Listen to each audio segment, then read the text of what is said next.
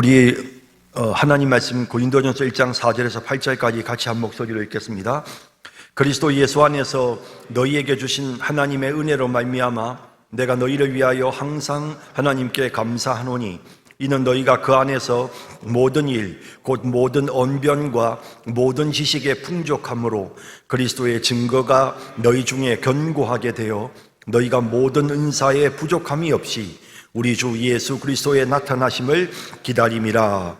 주께서 너희를 우리 주 예수 그리스도의 날에 책망할 것이 없는 자로 끝까지 견고하게 하시리라. 아멘. 고린도는 이 그리스 헬라의 남단에 자리 잡은 항구 도시입니다. 국제 무역이 아주 성행한 그런 곳이었고요. 한때 로마에 의해서 이 고린도가 완전히 또 파괴되기도 했지만 줄리어스 시저 황제 때에 이 고린도라는 도시를 새로 재건을 해서 그래서 이제 로마의 어떤 식민지로 이 고린도를 삼고 발전시켰던 것입니다. 많은 종족들이 모여서 각자 자기의 종교를 믿으면서 정말 그야말로 풍요로운 삶을 누렸던 곳이 바로 고린도였습니다. 고린도에서는 2년에 한 번 이스미안이라고 하는, 그러니까 이제 이 고대 올림픽을 우리가 이제 고대 올림픽이 그 당시에 그리스에 벌써 시작이 되고 있었는데요. 요런 이제 이스미안이라고 하는 그런 올림픽 경기가 2년마다 한 번씩 열리게 되었고, 그리고 그 다양한 인종의 사람들의 그 풍요로운 어떤 그런 그 삶의 모습, 또 다양한 어떤 그런 종교의 모습으로 인해서 이 고린도는 그야말로 아주 향락적인 그런 타락한 도시의 모습을 가지게 되어졌던 것입니다.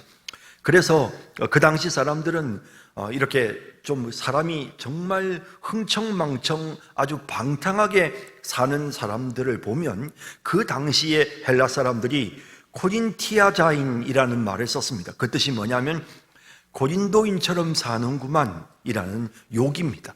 그러니까 그 시대에 아주 방탕하고 쓸모없는 그런 사람들을 이야기할 때 고린도인처럼 산다라는 그런 표현을 쓸 만큼 그렇게 고린도는 그 당시에 아주 방탕한 도시로 유명했던 것입니다. 또 그러면서도 또 이 고린도에서는 유명한 철학자들이 있었고요. 아주 수사학적인 면, 그러니까 아주 논리정연하게 말을 해서 사람들을 설득시키는 이런 철학, 이런 수사학이 당시에 또 고린도에서 상당히 발전이 되어져 있었기 때문에 그래서 아주 지식이 많은 그런 사람들이 고린도에 살고 있었습니다. 이 고린도는 아가야 지방의 수도였는데요. 바울은 2차 전도 여행 기간이었던 AD 50년 고린도에 도착합니다. 그리고 그곳에서 1년 6개월 동안 머물면서 하나님의 말씀을 가르치게 되는데요. 사실 이제 바울이 어느 한 지역에 이렇게 거의 2년 가까이 체류한 것은 고린도하고 에베소 이 두 도시 이외에는 없었습니다.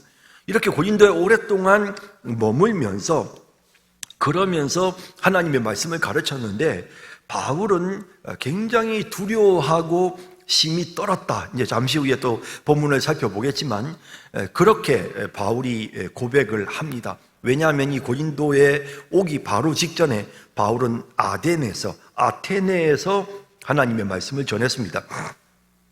그런데 그 아테네에서 하나님의 말씀을 전할 때 그 아레오바고라고 하는, 그래서 아리스토텔레스나 소크라테스나 이런 유명한 학자들이 그 많은 그 철학자들을 불러 모아놓고는 그곳에서 강연했던 곳에서 이 아레오바고 언덕에서 바울도 말씀을 전했습니다. 그런데 그 사람들이 철학자들이었기 때문에 상당히 어떤 그런 철학적인 관점으로 그렇게 접근을 해서 하나님의 말씀을 전도를 하려고 애를 썼는데 사실은 아덴에서는 별로 사역의 열매가 없었던 것입니다. 그래서 불과 몇 사람만이 아덴에서 예수님을 믿었다라고 성경에 그렇게 말씀하고 있습니다. 이제 그런 상황에서 또 이제 실라와 디모데는 마게도니아와 빌립보에 이제 또 급히 오느라고 그 지역 교회가 염려가 되어서 그 두 사람 동력자 두 사람은 또 그곳에 보냈고, 바울은 지금 혼자 몸으로 고린도에를 온 것이죠. 아덴에서는 실패했고, 이런 여러 가지 연유로 해서 사실은 굉장히 바울이 많이 위축된 모습으로 고린도에 왔습니다. 그런 상황에서 사실 바울이 마음속에 많은 그 두려움이 있었지만 그 상황에서 철저히 하나님만을 의지하고 세상의 지혜나 또 세상 사람들이 정말 이렇게 잘 알아들을 수 있는 그런 철학적인 이런 것으로 하나님의 말씀을 전하지 않고 우리 주님이 주시는 지혜를 따라서 성령의 인도하심으로 하나님의 말씀을 전하는 이런 고린도에서의 사역이 이루어졌고, 그리고 이제 그러고 있는 동안 디모데와 또 실라가 또 돌아오고, 또 그런가 하면 고린도에서 아굴라와 브리스길라라고 하는 유대인들을 만나서 그 사람들이 바울과 업이 같았습니다. 장막을 만드는 그런 업이 있었기 때문에 또 그런 업을 함께 이제 하다 보니까 그런 과정에서 전혀 이렇게 서로 협력이 되어지고 바울이 큰 힘을 얻는 이제 이런 모습을 성경이 보여주죠. 이래서 바울이 고린도에서 정말 많은 위로를 받았다. 이제 고린도 전서에도 후서에도 이제 그런 표현들이 나오는데 하나님이 넘치는 위로를 바울에게 주셨던 그곳이 바로 고린도였던 것입니다. 자, 이렇게 이제 바울이 고린도에서 아주 사역을 뜨겁게 은혜롭게 했고, 처음에는 유대인 회당에 들어가서 복음을 선포했는데 유대인들의 반발로 인해서 하나님을 경외하는 유수도라고 하는 사람이 회당 옆에 살고 있었습니다. 그 집에서 하나님의 교회를, 고린도 교회를 개척을 하게 되었던 것이죠. 그래서 이제 교회가 이제 정말 부흥하는 이런 은혜로운 역사가 나타나게 되었던 것입니다. 자, 이제 이렇게 은혜롭게 상당히 이제 부흥이 되어져서 교회가 정말 하나님의 은혜로 이제 성장을 하게 되는데요. 이제 이런 가운데서 바울이 이제 핍박으로 인해서 이제 떠나게 되죠. 예, 바울이 핍박으로 인해서 이제 떠나는 이런 일들이 괜찮아요. 괜찮아요. 그래서 이제 바울이 핍박으로 인해서 떠나는 상황이 되어져서 그리고는 이제 바울이 이제 다시 수리아 안디옥을 거쳐서 그리고 이제 3차 전도 여행을 하면서 이제 에베소에 오게 되는 것입니다. 그러니까 이제 이 에베소는 사실은 바다 건너이긴 하지만 고린도와는 상당히 거리가 가까웠거든요. 그런데 그 에베소에 와서 보니 소문이 들려옵니다. 무슨 소문이 들려오냐면 바울이 그곳에 이제 이 고린도에 보낸 그 아볼로라고 하는 아굴라와 브리스길라가 훈련시켜서 보낸 이 아볼로가 가서 고린도에서 정말 능력 있게 하나님의 말씀을 잘 전했단 말이죠. 그랬는데 교인들 사이에 분파가 생기기 시작한 것입니다. 어떤 사람들은 우리는 바울이 더 좋다, 바울이 더 훌륭하다. 또 어떤 사람들은 아니야, 난 아굴라가 더 훌륭해. 그러면서 이제 자기들끼리 서로 그런 어떤 분파를 만든 것도 아닌데 그냥 자기들끼리 스스로 나는 아굴라, 나는 아볼로, 나는 또 바울 이러다가 보니까 또 더러는 또 나는 베드로, 게바, 그리고 또 아니야 나는 그리스도파야 이렇게 하면서 그러면서 이 고린도 교회 안에 분파가 생겨서 서로 분쟁하고 다툰다는 소식이 들려옵니다. 또 이 고린도에서 여러 가지 많은 문제들이 지금 생기고 있다는 소식을 듣고 바울이 에베소에서 고린도 교회를 향해서 고린도전서라는 성경을 기록하게 되었던 것입니다. 그러면서 이제 주로 이 고린도 교회에서 지금 현재 일어나고 있는 문제들을 하나씩 다루면서 바르게 이 그리스도인으로서 성숙한 그리스도인의 모습을 갖추어 가도록 그렇게 바울이 권면하는 내용이 고린도 교회의 고린도전서에 기록되어 있는 것입니다. 자, 1장 4절을 보시죠. 그리스도 예수 안에서 너희에게 주신 하나님의 은혜로 말미암아 내가 너희를 위하여 항상 하나님께 감사했다. 왜 감사했느냐 하면 이는 너희가 그 안에서 모든 일, 곧 모든 언변과 그 모든 지식에 풍족했기 때문이다. 그러니까 정말 이 고린도 교회의 사람들이 정말 말을 잘했고요, 굉장히 지식이 출중해서요. 사실은 가만히 보면 지금 이 고린도 전서가 기록될 시기를 보면 바울이 고린도에 와서 AD 50년경에 그곳에 와서 이제 바울이 교회를 개척하고, 그리고 이제 51년 후반기에 이제 떠나거든요. 그리고 이제 수리아 안디옥을 거쳐서 에베소로 다시 와서 대략 AD 한 53년쯤 고린도 전서가 기록이 되었으니까 사실 이 교회가 개척된 지 불과 3년에서 4년밖에 되지 않은 사실 그런 교회입니다. 그러니까 여러분, 이 교인들이 예수 믿은 지 이제 3년, 4년 됐으면 우리 생각에는 그야말로 초신자들이죠. 그렇게 초신자들이었던 이 고린도 교회 성도들이 정말 하나님의 말씀을 깨닫고 사람들에게 복음을 전하고, 그리고 그들에게 성령의 은사와 능력이 나타나는, 그래서 1장 6절에 보면 그리스도의 증거가 너희 중에 견고하게 되었다. 그러니까 정말 그리스도가 살아 계시는구나, 정말 그리스도가 정말 우리의 구세주구나 하는 이와 같은 그 명확한 증거가 이 고린도 교회 교인들의 모습을 통해서 견고하게 드러나는 이런 엄청난 일들이 있게 되었기에, 그래서 바울이 하나님 앞에 정말 감사를 드리는 것입니다. 그러면서 1장 7절에 보면 너희가 모든 은사에 부족함이 없이 우리 주 예수 그리스도의 나타나심을 기다림이라. 성령의 은사가 고린도 교회에 나타나서 예수 믿은 지 3년, 4년밖에 안 되는 이 초신자들이 정말 강력한 성령의 부흥을 경험하고 있었던 것입니다. 그렇지만 그들에게 여러 가지 연약한 모습도 있기 때문에, 그래서 바울은 1장 8절에 주께서 너희를 우리 주 예수 그리스도의 날에 책망할 것이 없는 자로 끝까지 견고하게 하시리라. 이와 같은 기본적인 믿음을 가지고 그들이 책망할 것이 없는 성숙한 그리스도인의 모습이 되도록 우리 주님께서 그렇게 만들어 주실 것이라는 사실을 믿는 믿음 속에서 그들의 그 연약한 부분들을 하나씩 하나씩 고쳐주는 이런 내용이 고린도전서에 기록되어 있는 것입니다. 자, 이제 첫 번째 문제는 1장 10절에 보면 형제들아 내가 우리 주 예수 그리스도의 이름으로 너희를 권하노니 모두가 같은 말을 하고 너희 가운데 분쟁이 없이 같은 마음과 같은 뜻으로 온전히 합하라. 같은 말도 하고 같은 마음을 가지고 같은 뜻을 가져서 온전히 합쳐라. 너희가 분쟁이 없어야 된다, 이런 말을 하죠. 그러면서 1장 11절에 내 형제들아 글로에의 지편으로 너희에 대한 말이 내게 들리니 소문 들었다는 것입니다. 곧 너희 가운데 분쟁이 있다는 것이라 내가 이것을 말하거니와 너희가 각각 이르되 나는 바울에게, 나는 아볼로에게, 나는 게바에게, 나는 그리스도에게 속한 자라 한다는 것이니, 이 소문이 들린 것입니다. 기가 막히는 것이죠. 이 초신자들끼리 서로 싸워서 교회 안에 분파를 만들었다. 참 안타까운 일입니다. 어리석은 인생이죠.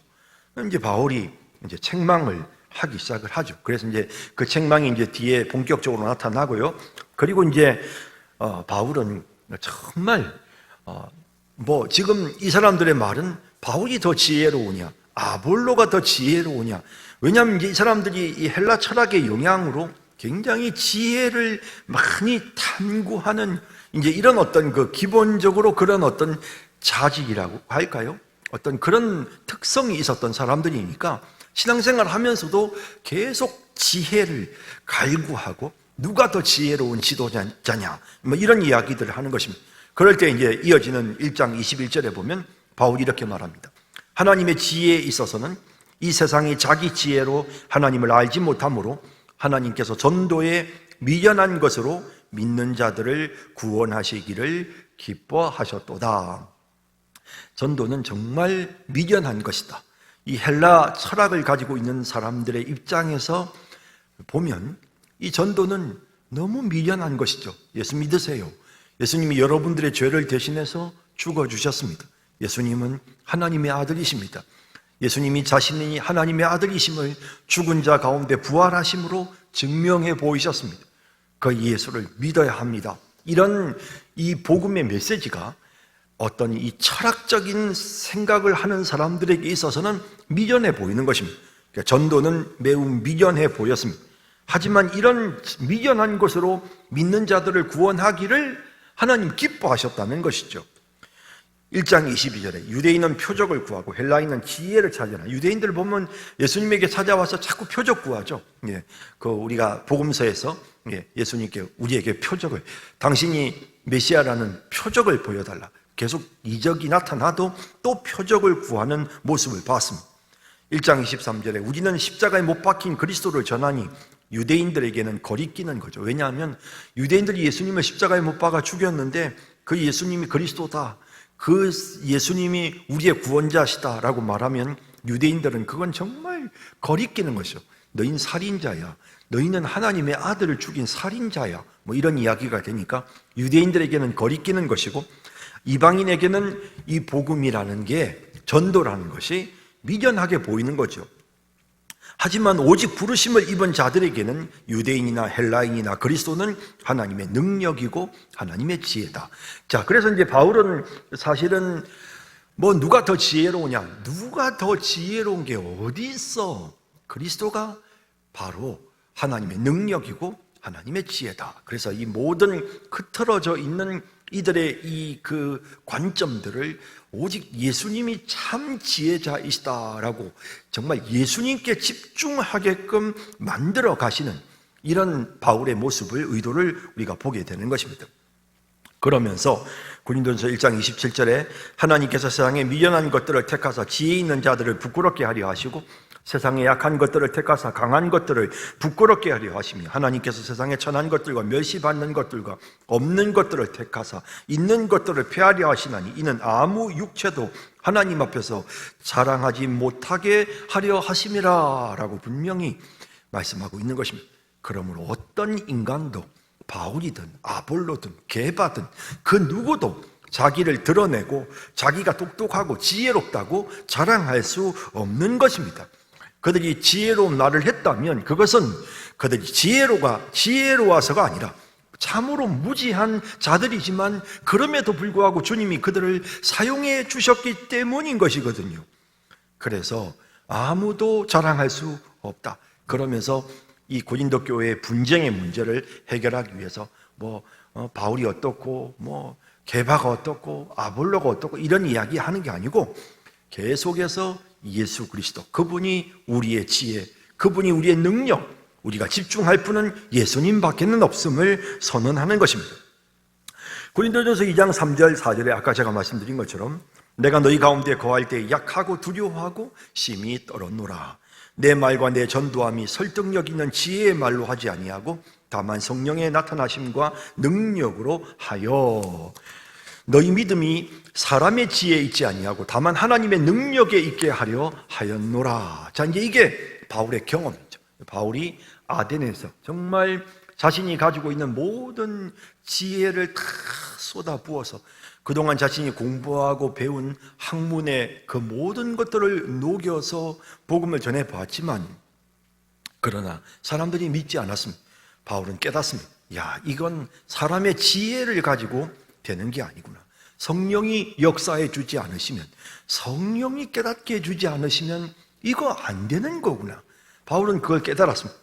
그래서 정말 바울은 고린도에서 목회하는 동안에 똑똑한 채, 잘난 채, 자기가 많이 아는 것처럼 막 철학자들의 이름을 언급을 하면서 정말 어려운 라틴어를 사용해 가면서 막 그렇게 지적인 설교를 하려고 한 것이 아니라 참 두렵고 떨리는 마음으로 그저 성령이 역사해 주시는 그 역사로 하나님의 말씀 전하기를 원했던 그런 바울의 그 간절한 마음을 느끼게 되는 것입니다.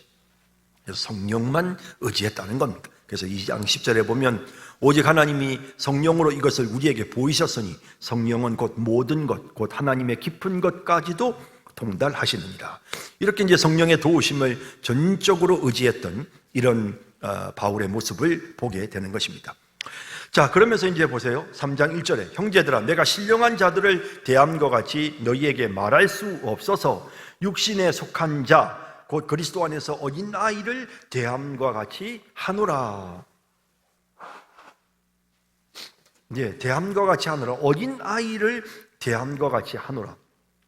신령한 자가 되어야 하는데 이 사람들의 모습이 육신에 속한 어린 아이들의 모습이라는 것이죠. 고린도 교회가 사실 믿은 지 이제 3, 4년밖에 안 된 이 교인들의 모습 속에서 이 서로 분쟁하고 다투는 이런 모습은 이건 어린아이의 모습이죠. 그래서 너희는 아직도 육신에 속한 자다. 그러니 이제 그 육신에 속한 자의 모습이 아니라 신령한 자가 되어야 한다. 영에 속한 그리스도인이 되어야지 육에 속한 그리스도인이 되어서는 안 된다라고 하는 이런 권면을 하는 것입니다. 그러면서 그들의 상태에 대해서 책망하는데 내가 너희를 저주로 먹이고 밥으로 아니하였노니 이는 너희가 감당하지 못하였음이거니와 지금도 못하리라. 너희는 아직도 육신에 속한 자로다. 너희 가운데 시기와 분쟁이 있으니 어찌 육신에 속하여 사람을 따라 행함이 아니리요. 육신에 속한 그리스도인인 고린도 교회, 이 성도들을 신령한 그리스도인으로 변화시킬 목적으로 그가 지금 이 고린도 전서를 기록한 것입니다. 어떻게 하면 우리가 정말 이 육신에 속한 이런 어린아이의 신앙을 벗어버리고 신령한 그리스도인, 성숙한 그리스도인이 될 수 있는지를 구체적으로 그들의 그 연약한 삶의 면모를 하나씩 하나씩 언급하면서 성숙한 그리스도인으로 나아갈 수 있게끔 권면하는 이런 내용들이 계속 나타나는 것입니다. 3장 6절에 나는 심었고 아볼로는 물을 주었으되 오직 하나님께서 자라나게 하셨나니 그런즉 심는 이나 물 주는 이는 아무것도 아니로되 오직 자라게 하시는 이는 하나님뿐이시다. 심는 이와 물 주는 이는 한 가지나 각각 자기가 일한 대로 자기의 상을 받으리라. 그저 일하는 일꾼일 뿐이고 정말 주목해야 될 분은 하나님이시다. 이제 이것이죠. 그래서 우리가 이렇게 사람에게 주목하지 않고 하나님께 주목하고 그리스도에게 주목함으로써 우리가 분쟁이 해결되고 하나가 될 수 있는 것입니다. 교회 안에서 그래도 아무개가, 아무개 목사가, 아무개 장로가 나는 참 괜찮은 것 같아. 그 사람 참 훌륭하다고 생각해. 아니요. 그런 식으로 생각을 해서는 하나가 될 수가 없습니다. 오직 우리에게 주목해야 될 분은 하나님밖에는 없다는 사실을 언급합니다. 또 고린도전서 3장 16절에 너희는 너희가 하나님의 성전인 것과 하나님의 성령이 너희 안에 계시는 것을 알지 못하느냐. 누구든지 하나님의 성전을 더럽히면 하나님이 그 사람을 멸하시리라. 하나님의 성전은 거룩하니 너희도 그러하려. 그럼 성전 더럽히는 게 뭐예요? 성전 더럽히는 게 뭐냐면 서로 분쟁하고 싸우는 겁니다. 하나님의 성전, 성령이 거하시는 하나님의 전이 서로 이렇게 분쟁하고 싸우고 자기가 잘났다고 하고 똑똑하다고 하고 이게 뭡니까? 이 성전 더럽히는 것이죠. 아무도 자신을 속이지 말라. 너희 중에 누구든지 이 세상에서 지혜 있는 줄로 생각하거든 어리석은 자가 되라. 그리하여야 지혜로운 자가 되리라. 그래서 우리가 정말 성숙한 그리스도인으로서 하나님의 성전을 더럽히지 않으려면 겸손해야 됩니다. 우리가 교만하면 그때부터 성전을 더럽히는 것이 될 수밖에 없는 것입니다. 4장 1절에 사람이 마땅히 우리를 그리스도의 일꾼이요 하나님의 비밀을 맡은 자로 여길지어다. 그리고 맡은 자들에게 구할 것은 충성이니라. 자, 우리가 정말 바울이 말하는 것은 우리는 그냥 일꾼이야. 우리는 일꾼이야. 이게 이제 교회 안에서 우리가 교회를 하나 되게 만드는 방법은 나는 그냥 일꾼이야. 그리고 난 주님을 위해 충성할 뿐이야. 이제 그게 우리가 기본적으로 그리스도인들이 가져야 될 그런 마음가짐과 태도입니다. 그러면서 너희에게나 다른 사람에게나 판단받는 것이 내게는 매우 작은 이기라. 나도 나를 판단하지 아니하노니. 사람들이 뭐라고 말하는 거에 연연해하지 않는 것입니다. 이 정도면 내가 잘하는 거 아니야? 이런 것도 하지 말고, 자기 자신에 대해서 내가 뭐 왜 이거밖에 안 돼? 자책하지도 말고, 우리는 그냥 충성하기만 하면 됩니다. 참 하나님 앞에서 최선을 다해서 충성하고 또 충성하는 것입니다. 자, 그러면서 4절에 보면 내가 자책하라 아무것도 깨닫지 못하나 이로 말미암아 의롭다함을 얻지 못하노라. 다만 나를 심판하실 이는 주심이라. 그래서 교회가 하나가 되려면 주님 의식하고 주님이 나를 심판하실 것이라는 사실을 생각하면서 충성 다하면 자연스럽게 교회는 하나가 되는 것입니다. 자, 이제 분쟁의 문제를 이제 끝냅니다. 그리고 5장으로 넘어가면 너희 중에 심지어 음행이 있다 하는 말을 들으니 그런 음행은 이방인 중에서도 없는 것이라. 근데 음행에 대한 문제, 앞서 말씀드린 것처럼 고린도는 정말 방탕한 도시였고요. 그리고 이 도시 자체가 참 좀 특별했습니다. 그래서 신전에서 일하는 여자들이 밤이 되면 다 창녀가 되어서 거리로 나와서 사람들을 유혹했습니다. 그러니 그 신전에서 일하는 그 많은 여자들이 그렇게 그 창녀가 되어서 이렇게 유혹을 하는 이런 그런 어떤 그 도시의 그 전반적인 분위기를 보았을 때 정말 이런 문제들이 교회 안에까지도 영향을 끼쳤습니다. 자, 어떻게 성숙한 그리스도인이 되기 위해서 어떻게 문제를 해결하는지 보십시오. 5절에 이런 자를 사탄에게 내주었다. 이게 사탄에게 내주는 게 뭘까요? 사탄에게 내준다는 말은 교회가 그 사람에게 권징하는 것을 말합니다. 시벌하는 것입니다. 자, 어느 정도로 시벌을 하는 것이냐 하면 조금 이따 보십시다. 13절 보면 나오는데요. 자, 5장 5절에 이런 자를 사탄에게 내어주었으니 이는 육신은 멸하고 영은 주 예수의 날에 구원을 받게 하려 함. 그 사람을 그렇게 강하게 시벌하는 것이 그 사람 개인에게 있어서는 엄청난 타격이 되고 시험에 들지 몰라도 오히려 그것이 그의 영혼에는 구원에 이르게 하는 하나님의 은혜의 수단이 될 수 있다는 것입니다. 너희가 자랑하는 것이 옳지 아니하도다. 적은 누룩이 온 동에 퍼지기 때문에 반드시 이 문제는 짚고 넘어가라는 것입니다. 5장 13절 밖에 있는 사람들은 하나님이 심판하시리니와 이 악한 사람은 너희 중에서 내쫓으라, 교회에서 내쫓으라 라고 이렇게 아주 강력한 그런 어떤 조치를 취하도록 요구하는 것입니다. 자, 이제 음행에 대한 문제를 5장에서 말하고요. 그 다음 6장에 넘어가면 너희 중에 누가 다른 이와 더불어 다툼이 있는데 구태여 불의한 자들 앞에서 고발하고 성도 앞에서 하지 아니하느냐.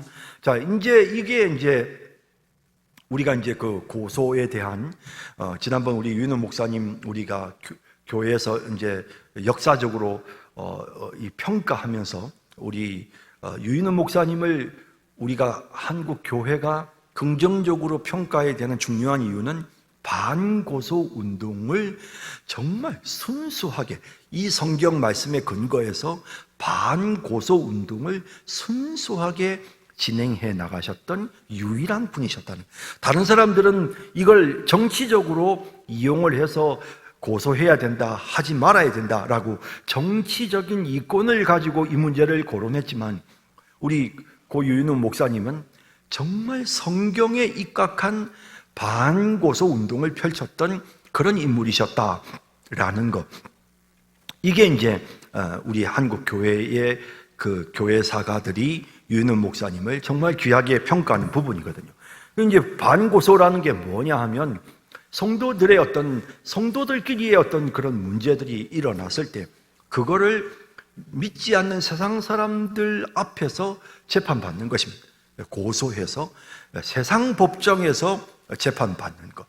그럼 세상 법정에서 재판 안 받으면 어떻게 합니까? 이거는 교회가 자체적으로 이 문제를 해결하라는 것입니다. 교회에서 벌도 주고 교회에서 손해배상도 하도록 청구하고 조치 취하고 그리고 교회 안에서 이 문제에 대해서 정확하게 판단해서 그 사람에게 내려야 될 벌이 있으면 확실하게 벌을 내리고 이제 이런 조치들이 교회에서 이루어져야지 이걸 믿지 않는 세상 사람들 앞에 가가지고 교인들끼리 서로 싸우고 이러면서 하나님의 영광을 가리게 해서야 되겠느냐 하는 것입니다. 이제 이 부분, 권징에 대한 부분이 5장에 이어서 6장에서도 다루어지면서 세상 사람들에게 가서 재판받지 말고 교회 안에서 이 문제를 재판하라고 하는 사실을 명확하게 말하고 있죠. 자, 그래서 6장 6절에 보면 형제들아, 형제가 형제와 더불어 고발할 뿐더러 믿지 아니하는 자들 앞에서 하느냐? 너희가 피차 고발함으로 너희 가운데 이미 뚜렷한 허물이 있나니 차라리 불의를 당하는 것이 낫지 아니하며 차라리 속는 것이 낫지 아니하냐? 너희는 불의를 행하고 속이는구나. 그는 너희 형제로다 라고 하는 그런 강력한 메시지를 주고 있는 것입니다. 그리고 이제 그 음행, 성적인 정결에 대한 문제가 6장 12절부터 좀 본격적으로 다루어지고요. 그래서 12절에 보면 모든 것이 내게 가하나 다 유익한 것이 아니다.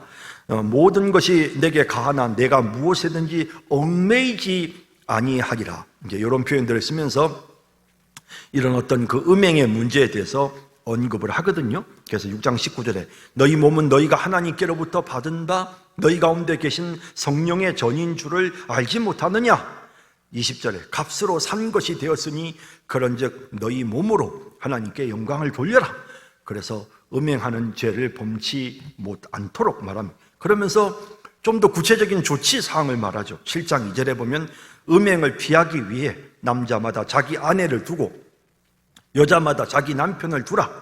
남편은 그 아내에 대한 의무를 다하고 아내도 그 남편에게 그렇게 함으로써 이런 어떤 음란한 범죄에 노출되지 않도록 하라라고 하는 이제 이런 내용들을 언급을 하고요. 그러면서 이제 결혼 문제에 대해서는 이제 독신으로 살기를 원하면 독신으로 살아도 된다. 또 음욕이 부릴 듯하고 너희 자신이 그렇게 자신의 몸이 그러면 또 결혼해라 라고 이제 이렇게 하는, 그러면서 이 7장 24절에 보면 형제들아 너희는 각각 부르심을 받은 그대로 하나님과 함께 거하라. 그래서 부르심을 하나님이 받은 대로 독신으로 부르셨으면 독신으로 살아도 되고, 또 하나님이 결혼하도록 그렇게 부르셨으면 결혼해도 되고, 사별을 해서 혼자 살도록 하나님이 이끄시면 그럼 그렇게 살면 되고, 이제 이런 부분에서 특별히 우리가 매일 필요가 없다라고 하는 사실을 언급을 하면서, 그러면서도 이제 계속해서 이제 어떤 그 육체적인 정결에 대한 부분을 언급을 하죠.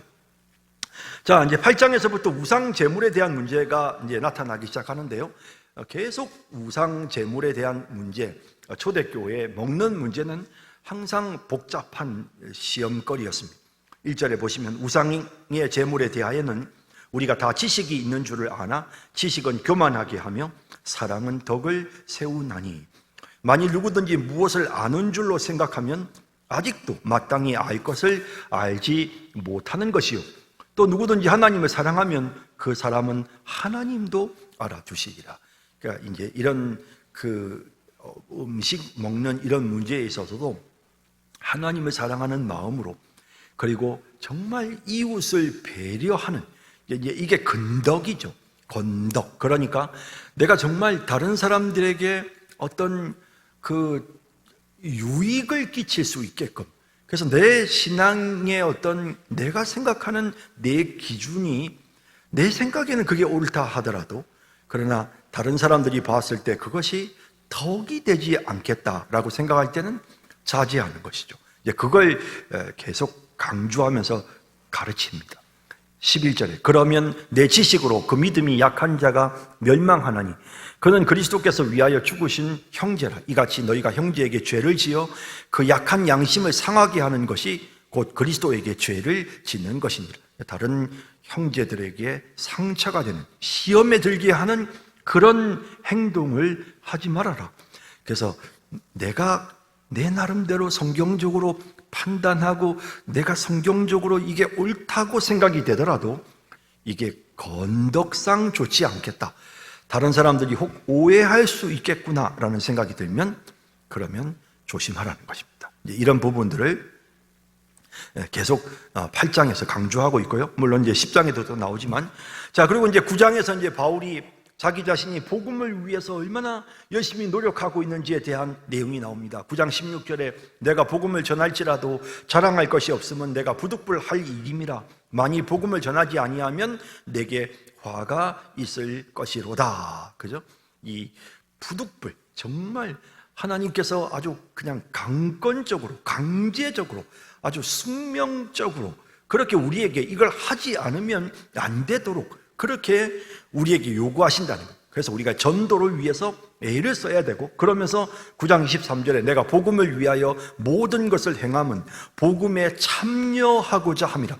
이 복음에 참여한다는 표현이 바울이 복음을 믿지 않아서 자신도 복음을 믿겠다는 뜻이 아니라, 이 말은 혹은 복음을 믿음으로 자기도 천국 가겠다 그런 뜻이 아니라, 이 복음에 참여한다라는 이 표현이 함께 복음의 축복을 누린다는 뜻이에요. 그러니까 나 혼자만 복음의 축복을 누리는 것이 아니라 다른 사람들도 이 복음의 축복을 함께 누리도록 하기 위해서 내가 복음을 위해 모든 것을 행한다라는 이런 표현을 쓰면서 바울이 정말 복음을 위해 달려왔던 자신의 삶을 언급하는 것입니다. 자, 그러고 나서 이제 보십시다. 또 10장 20절에 보면 다시 이제 어떤 우상 제사, 음식 문제 이런 거 나오는데요. 무릇 이방인이 제사하는 것은 귀신에게 하는 것이요 하나님께 제사하는 것이 아니니 나는 너희가 귀신과 교제하는 자 되기를 원하지 아니하노라. 너희가 주의 잔과 귀신의 잔을 겸하여 마시지 못하고 주의 식탁과 귀신의 식탁에 겸하여 참여하지 못하리라. 그런즉 너희가 먹든지 마시든지 무엇을 하든지 다 하나님의 영광을 위해서 해라. 이게 하나님께 영광이 되는가를 생각하라는 것입니다. 또 32절에 유대인에게나 헬라인에게나 하나님의 교회에나 거치는 자가 되지 말라. 건덕이라는 표현들을 이렇게 쓰고 있는 것입니다.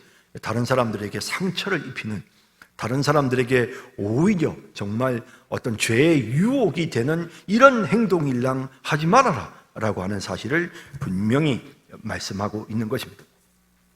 자, 그리고 이제 11장으로 넘어가면 여인이 머리에 뭐 쓰는 문제 다루거든요.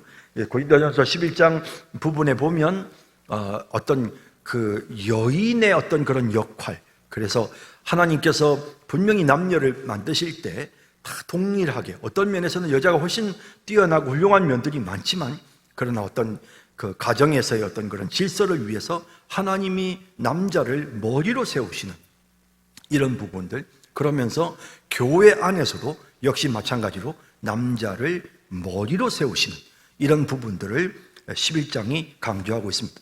왜 우리 교단에서는 여자 목사를 세우지 않느냐? 우리 교단에서는 왜 여자 장로를 세우지 않느냐? 이 말씀에 근거해서. 그래서 뭐 이걸 지금 여기서 복잡하게 더 이야기할 수는 없지만 이 성경 구절들이 지금 우리 교회의 여러 가지 어떤 교회 전통을 형성하는 데 영향을 끼치고 있는 것입니다. 그리고 나서 이제 성찬식에 관한 문제가 나오고 있고요. 성찬식에 문제가 생겼어요. 왜 문제가 생겼느냐 하면 11장 20절에 그런즉 너희가 함께 모여서 주의 만찬을 먹을 수 없으니 이는 먹을 때에 각각 자기의 만찬을 먼저 갖다 먹으므로 어떤 사람은 시장하고 어떤 사람은 취함이라. 이 지금 성찬식에 문제가 생겼어요. 그게 어떻게 해결 방법, 좀 더 성숙한 그런 그리스도인의 모습이 되기 위해 해결 방법. 11장 33절 그런즉 내 형제들아 먹으러 모일 때 서로 기다리라. 그래서 일찍 왔다고 해서 그냥 배고프다고 먼저 먹지 말고 기다려라. 좀 힘들어도 기다려라. 그래서 함께 다 모여서 함께 성찬식을 해야 된다라는 사실을 강조하고 있는 것입니다. 12장부터 이제 은사 문제가 나오는데요. 은사 문제는 자 25절에 보시면 몸 가운데서 분쟁이 없고 오직 여러 지체가 서로 같이 돌보게 하셨느니라. 그래서 우리 몸에 여러 개의 지체가 있음으로써 완전한 몸을 이루는 것처럼 마찬가지로 교회도 여러 다양한 은사를 가진 사람들이 각기 자신의 장점을 가지고 교회를 섬기고 서로를 섬김으로써 완전한 교회를 이룰 수 있게 된다라는 것이죠. 그래서 이제 이런 부분들을 강조합니다.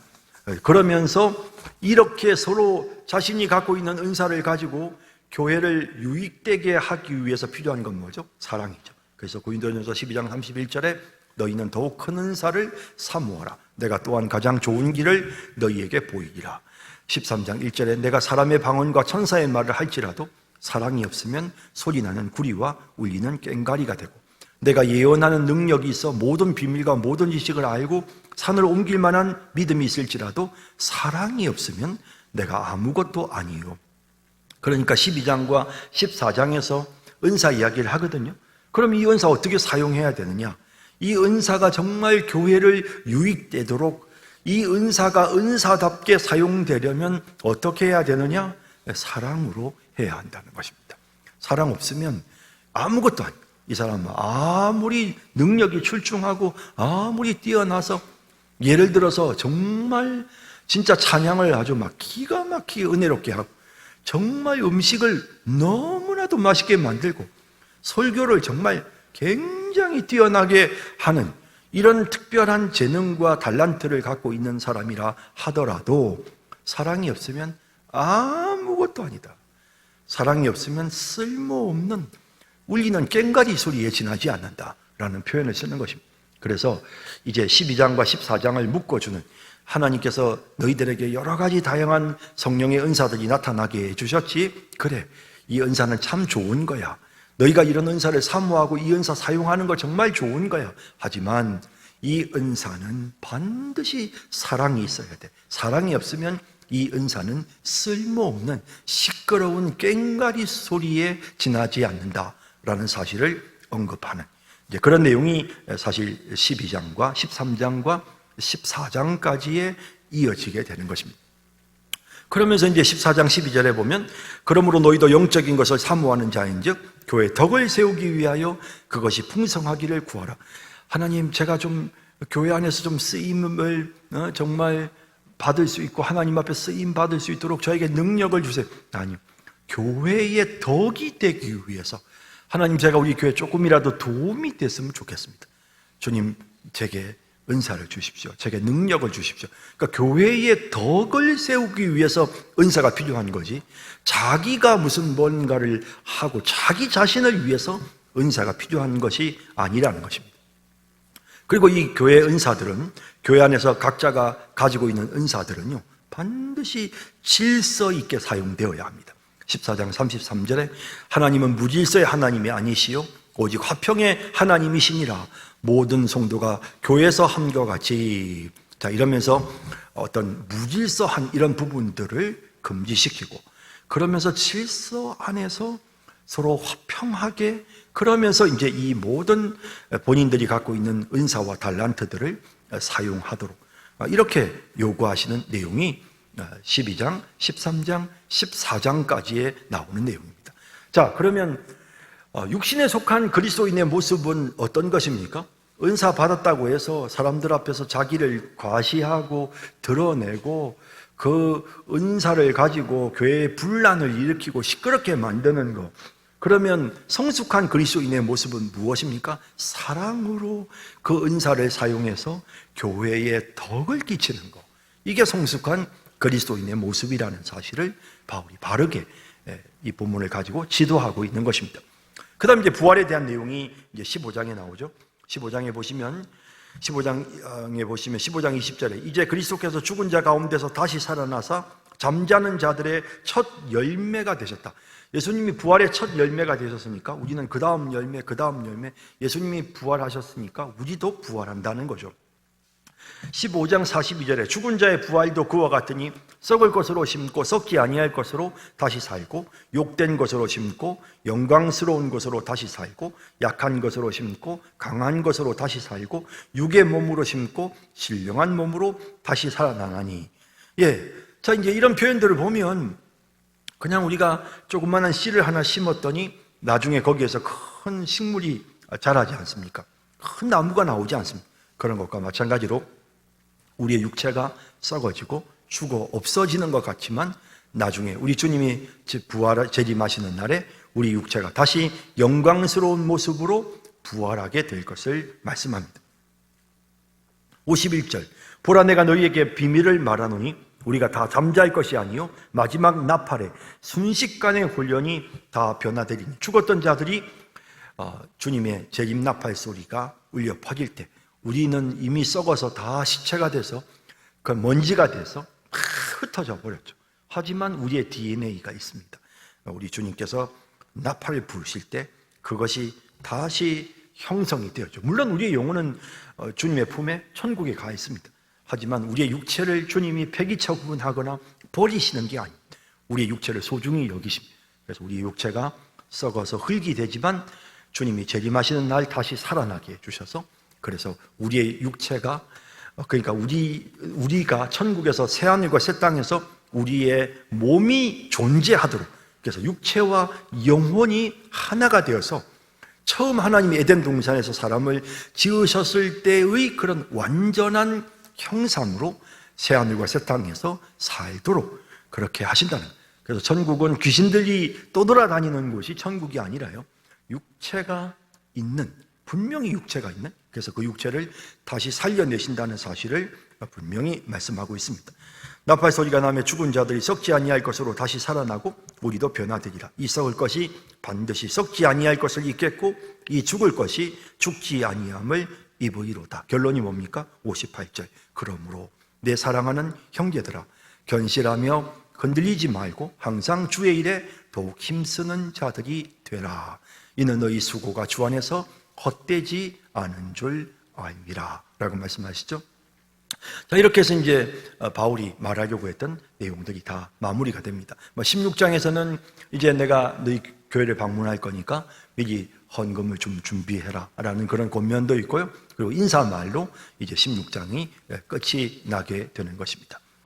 자, 이제 고린도전서를 정리하자면 육에 속한 그리스도인의 연약한 모습이 보였던 이 고린도 교회, 물론 성령의 역사로 말미암아 놀라운 은사가 나타나고 교회가 크게 부흥하고 그러면서 그리스도의 증거가 확실해지는 그런 은혜로운 일들도 있었지만, 그러나 아직 성숙하지 못한 육에 속한 그리스도인의 모습이 고린도 교회에 있었기 때문에 바울이 그들에게 어떻게 하면 영에 속한 그리스도인으로 성숙될 수 있는지를 가르쳐 주죠.